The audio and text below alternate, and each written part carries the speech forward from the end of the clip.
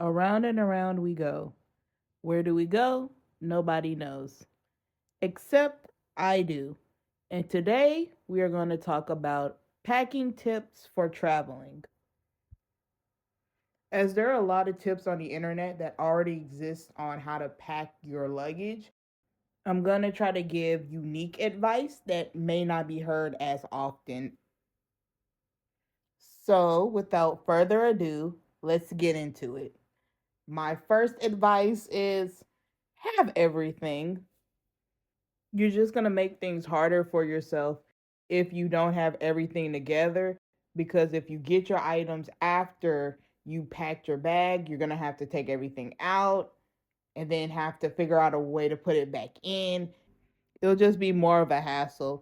So, my advice is just buy everything. And once you have everything that you want, you can go ahead and start packing. Now, when it comes to packing for a trip, you have three different type of bags you can pack for depending on your flight. So you have your personal bag, your carry-on bag, and your check-in bag. Your personal bag will always be on your person. That'll go underneath your seat. Your carry-on bag will go into the overcarry that's on the plane, and your check-in bag is going to be checked in and it'll be under your plane. When it comes to what the airlines allow, every airline allows for a personal bag. Not every airline, but most airlines will give customers free carry on bags, and check in bags can be a wild card. To set the tone for the rest of this podcast, our scenario is going to be that you are allowed one free check in bag with a carry on and a personal bag. The tone is set now, so let's talk about the order in which you should pack your bags.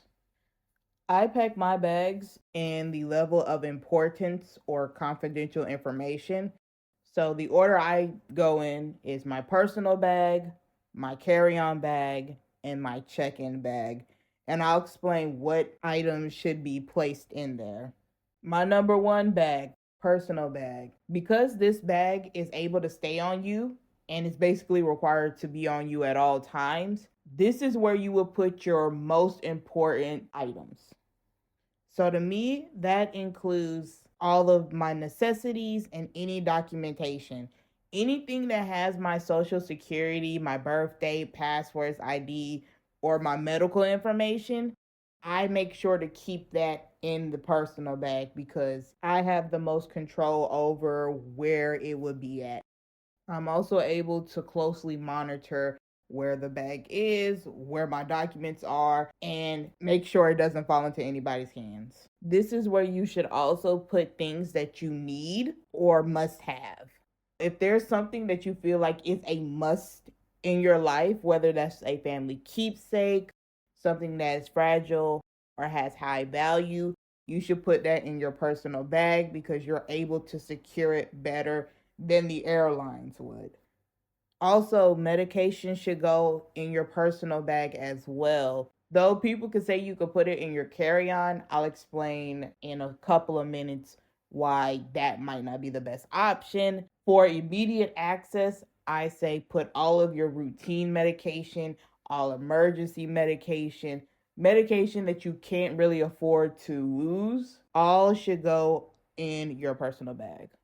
Then finally, because your personal bag will be under your seat and you don't have to go reach in the overhead compartment to get your bag out, I would say any snacks and charging cords, earphones, Bluetooths, charging cables, books that you want, all should go into your personal bag as well. Next bag is your carry on bag. And your carry on bag is an extended version of your personal bag. To me, this is where you should put your second highest needs.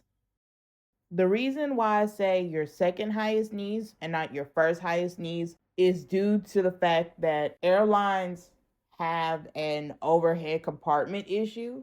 So sometimes they will require certain people to check in their bags after they reach full capacity, When they're at full capacity, you can't argue with a flight attendant because there's no space for them to make room for your luggage. Your luggage will then become checked in.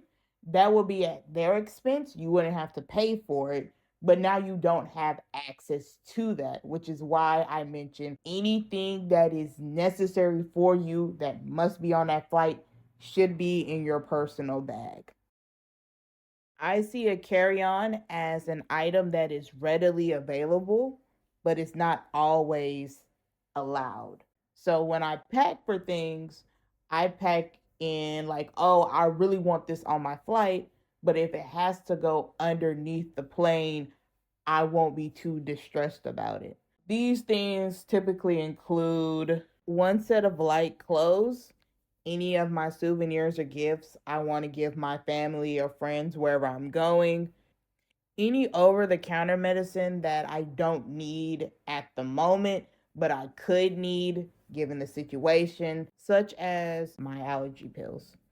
I also have a habit of packing my extra supply of medication in my carry on as well, even though I won't need it for immediate use on the flight, or I might have it out for a week. I would like to also have that available just in case. Once you finish packing for your personal and your carry on bag, typically there's still some space in there to add in extra stuff. And that will come into play when you pack in your third bag, and your third bag would be your check in luggage. Your check in luggage is basically your heavy duty luggage. Whatever clothes, shoes, bottles, towels, sheets, rags, soaps, all of that would go into your check in bag. And since airlines have a height, width, length, weight limit, you would want to find one that stretches your space to the limit. For me, I find the best results using a hardback four-wheel carry-on. Typically, I've had my best of luck with TJ Maxx, luggage from City Trends, and one I found in Goodwill. But that one was a very unique one because it was a used Travel Pro. And if you look on Amazon, eBay, or Google, they are very expensive. I would say that used Travel Pro lasted me to my study abroad in South Korea, my work abroad in Japan, and one international trip from Japan back to the US with a stop in a country in South America. My TJ Maxx one also lasted me that long. I still have that bag. It's right in my closet now. I still use it frequent for my train travels. The wheels are a bit wonky, but it's not broken, so I'm still gonna ride it until I break a wheel off of that. The one I got from City Trends, it still seemed to be in good condition. It's scuffed up a little bit due to the fact that I used it for my study abroad in South Korea. It gave me the most amount of space than any of the other bags that I have while still keeping it underneath a good weight. And that bag is still being used by family and friends back home. Unfortunately, in this day and age, I don't think I can get that type of quality without going up in price because some of the ones that were priced back then in 2022, I tried to pay that price here in 2024 and it didn't turn out. So I bought a suitcase from Amazon. It lasted me to the airport from Nashville to Texas for that Texas trip to Japan. And then from the Japan airport in Narita down to where my home is. Once I got close to my house, the wheel broke off. So I wouldn't recommend that. I would say go with some of the top tier brands because they're more tried and true. Family and friends still praise Travel Pro, and Samsonite. Oh well, now it's time to get back on track. Now that I recommended the type of luggage you should get for your check-in bag, you now have to pack for your check-in bag. While keeping the weight limit in mind, the best advice I have for it is for clothes, try to pack light clothes. And when I say light clothes, I mean clothes that have like a very light, fluffy fabric to it. When you start to add in jeans, like blue jeans, they are heavier. If you try to bring in a thicker coat, that also adds in more weight. If you got something that has a little bit of wool on it, it also becomes heavier and that weight can start to add up because you're putting it all in one suitcase. And then it can get even heavier when you try to zip it up and compress everything into the size limit. A nice way to avoid that is to just find yourself clothes with light fabrics. I would say controversially, Shein has some of the better clothes, but they also have it very light. It makes it quite easy to pack it up and still get the styles that you want. If you're not too picky on being stylish, then I recommend just having a color palette theme for your trip and just finding light clothes like tank tops, leggings, mesh or polyester fabrics. That way you can have less weight and you'll have more space to put in shoes. So, shoes definitely take up a lot of weight.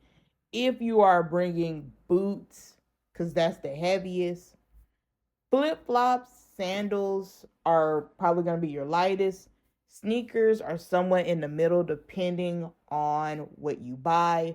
You can also get away with wearing cute flats, and you could even possibly put your flats in your personal bag or carry on because of how small they can be folded up or pressed together and be able to fit into a space.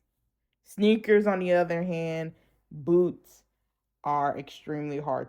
I will also recommend that if you are working on packing light clothes, that you could try the military packing way, packing style, which is almost making them into like little balls and then just placing them on top of each other.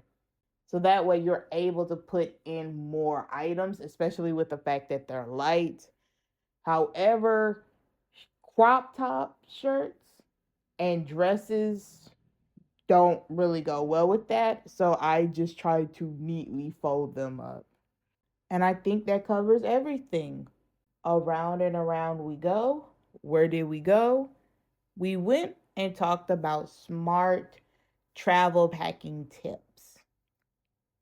Okay, for our next episode, we will be talking about funding either your work abroad or your study abroad.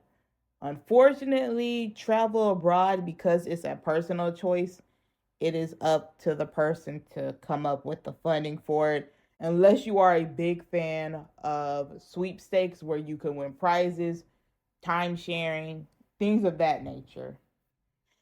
And I'll see you around.